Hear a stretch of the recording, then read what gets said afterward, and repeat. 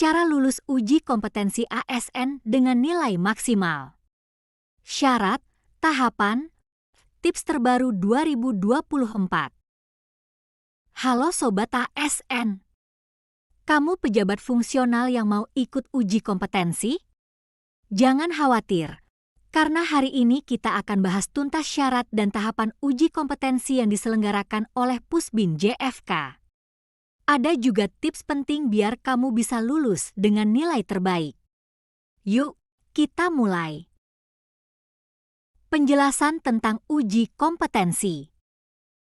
Jadi, kalau kamu seorang pejabat fungsional dan akan ikut uji kompetensi, tapi ternyata penyelenggaraan oleh Pusbin JFK terbatas, jangan panik.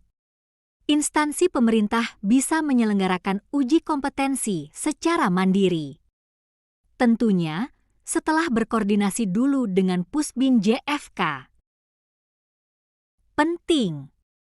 Semua tahapan pelaksanaan uji kompetensi akan diumumkan secara resmi di laman BKN. Jadi, selalu cek https://www.bkn.go.id/ untuk update terbaru. Batas nilai minimal lulus. Sekarang kita bahas soal batas nilai minimal. Buat kamu yang masuk kategori Pranata SDM Aparatur, Analis, Asesor, atau Auditor ASN di jenjang Ahli Pertama, Ahli Muda, dan Ahli Madya, nilai minimalnya adalah 70. Kalau kamu analis, asesor, atau auditor di jenjang Ahli Utama, kamu harus mencapai nilai minimal 80. Nilai minimal ini wajib dipenuhi, jadi pastikan kamu belajar dengan serius ya. Hasil dan sertifikasi. Nah, buat kamu yang lulus uji kompetensi, Pusbin JFK bakal ngasih sertifikat kelulusan yang berlaku selama 2 tahun. Setelah masa berlaku habis, kamu harus ikut uji kompetensi lagi. Kalau kamu gagal, tenang aja. Kamu masih bisa diusulkan untuk ikut uji kompetensi lagi. Oh ya, bagi yang lulus, penetapan angka kredit akan ditetapkan oleh pejabat penilai kinerja sesuai dengan peraturan yang berlaku, yaitu Peraturan BKN Nomor 3 Tahun 2023. Tips lulus uji kompetensi. Sekarang tips penting buat kamu yang mau lulus uji kompetensi. Pertama, selalu cek info terbaru di website resmi BKN, jangan sampai ketinggalan info. Kedua, pelajari materi-materi penting terkait jabatanmu dengan baik. Ketiga, kalau bisa, ikut pelatihan atau bimbingan belajar sebelum ujian. Jadi, itulah pembahasan lengkap tentang uji kompetensi ASN yang perlu kamu ketahui. Semoga dengan info dan tips ini, kamu bisa lulus dengan nilai terbaik. Jangan lupa like, komen, dan subscribe untuk info ASN lainnya. Sampai jumpa di video pembahasan persyaratan peserta uji kompetensi. Dengan pembahasan yang informatif dan sedikit interaktif, video ini bisa menarik perhatian ASN yang sedang mempersiapkan uji kompetensi di bidang kepegawaian. Yuk simak video lanjutannya.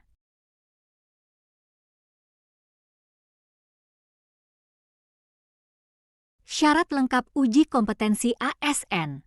Persiapan maksimal untuk naik jabatan fungsional yang membidangi kepegawaian. Terbaru 2024. Halo Sobat ASN. Kali ini kita bakal bahas syarat lengkap buat kamu yang mau ikut uji kompetensi untuk jabatan fungsional yang membidangi kepegawaian. Jadi, pastikan kamu nonton video ini sampai habis, ya. Karena semua info penting dari surat usulan, batas usia, hingga dokumen kelengkapan bakal kita kupas tuntas di sini. Yuk, langsung kita mulai. 1. Surat usulan dan batas usia. Sebelum ikut uji kompetensi, ada beberapa syarat penting yang harus kamu penuhi.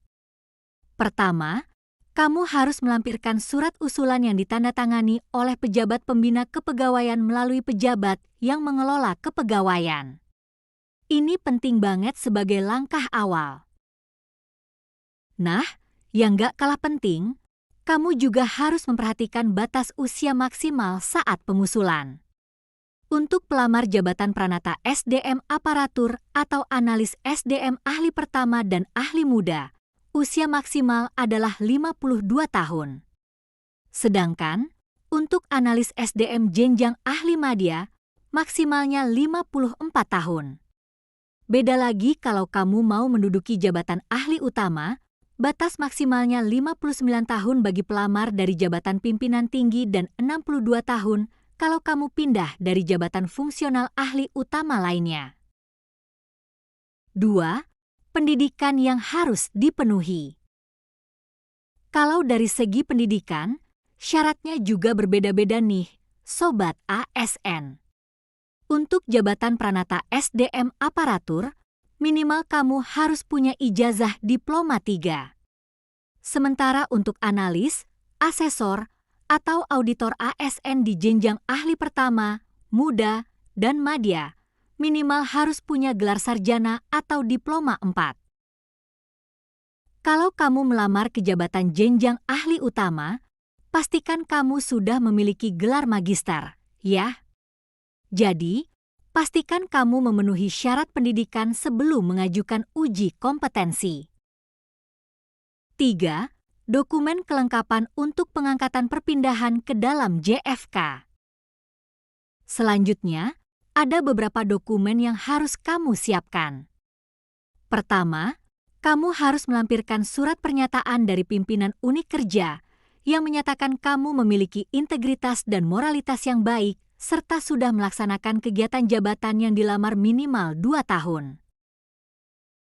Kamu juga perlu mengisi laporan kegiatan dengan melampirkan salinan SK jabatan atau SK tim, surat tugas, dan surat perintah. Jangan lupa juga lampirkan salinan dokumen evaluasi kinerja yang menunjukkan kamu punya pengalaman di bidang tugas minimal 2 tahun.